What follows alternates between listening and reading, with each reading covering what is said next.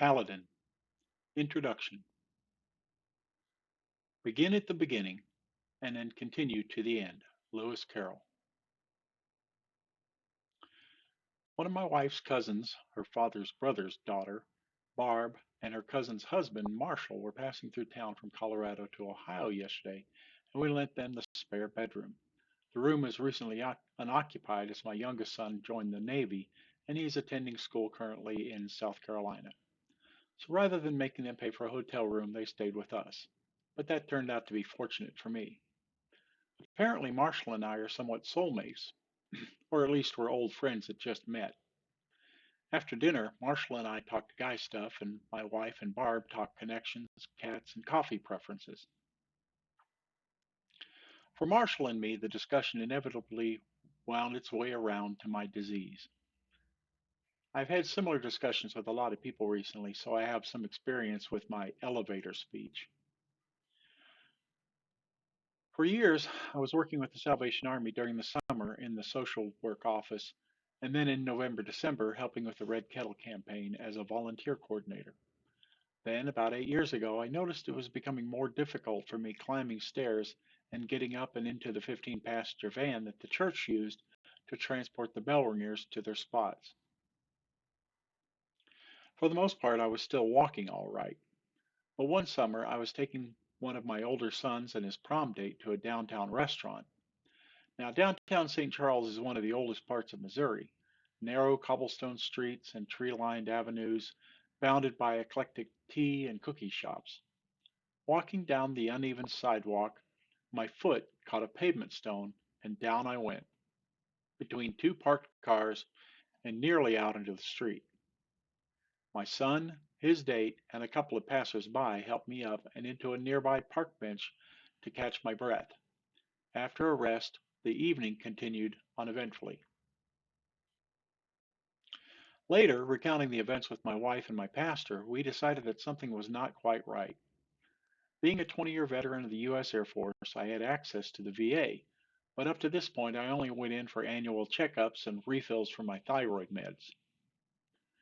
At the VA, we proceeded to run through a series of blood tests, but nothing was really conclusive. At this point, I have to back up about a year previously. After leaving the military in 2003, I had a difficult time getting meaningful employment, which is a story for another time.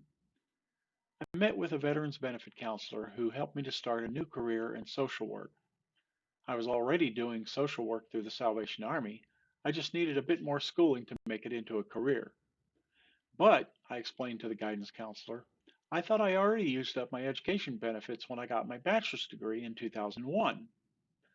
She explained that 1, I had not used all my educational benefits, and 2, the remaining benefits could be applied toward a graduate degree. So once I was fully approved, I started attending St. Louis University, and I graduated with a master's degree in social work in the fall of 2017. Now back to the story. About halfway into my 2-year graduate degree, I spoke with my advisor about my frustrations with the VA. Blood test after blood test, no conclusions, and my condition continued to worsen.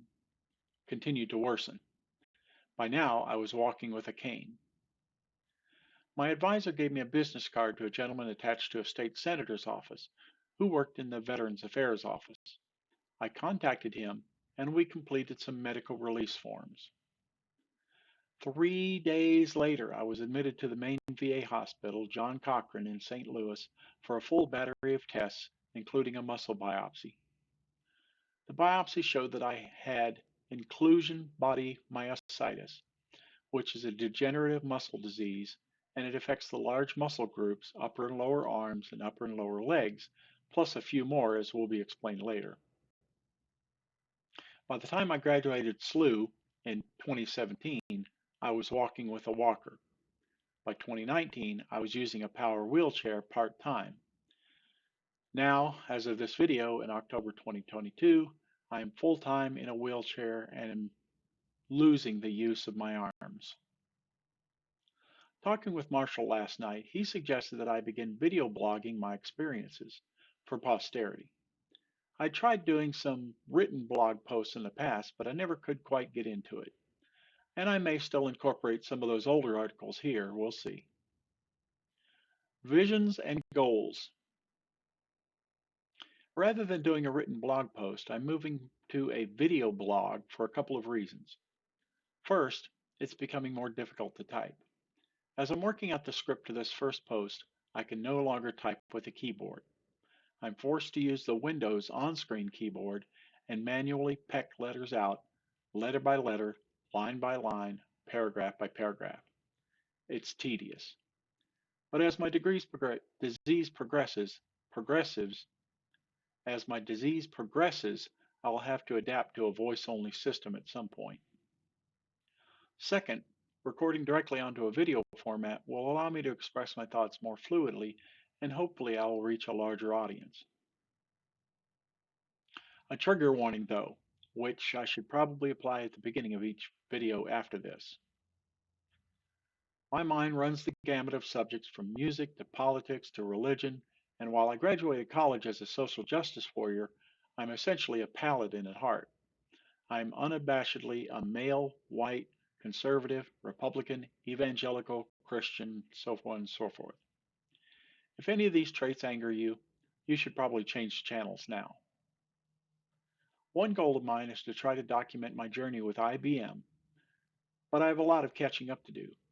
I'm already in stage 4 of the disease, and I wish that I'd started this project years ago. Trying to remember all the missteps, literally, medically, and figuratively, is going to be a Herculean task. Another goal I have is to re-record and update some of my previous writings and sermons, but also provide a space for new material. I'd been saying for years that I wanted to write a book called Crisis of Conscience, where I detailed all my spiritual struggles of the past and how they were resolved episode by episode. Well, my spiritual crises are actually becoming fewer as my disease progresses. After dinner, Marshall remarked how positive my outlook on life seemed, despite the challenges. I'll admit, I've been through a lot, so I have a lot to pass on to others, to my kids and to my grandkids, and maybe to other people's kids. So be warned, you're about to go on a journey to places you may not want to go. It was worth it for me, and maybe it will be worth it for you too.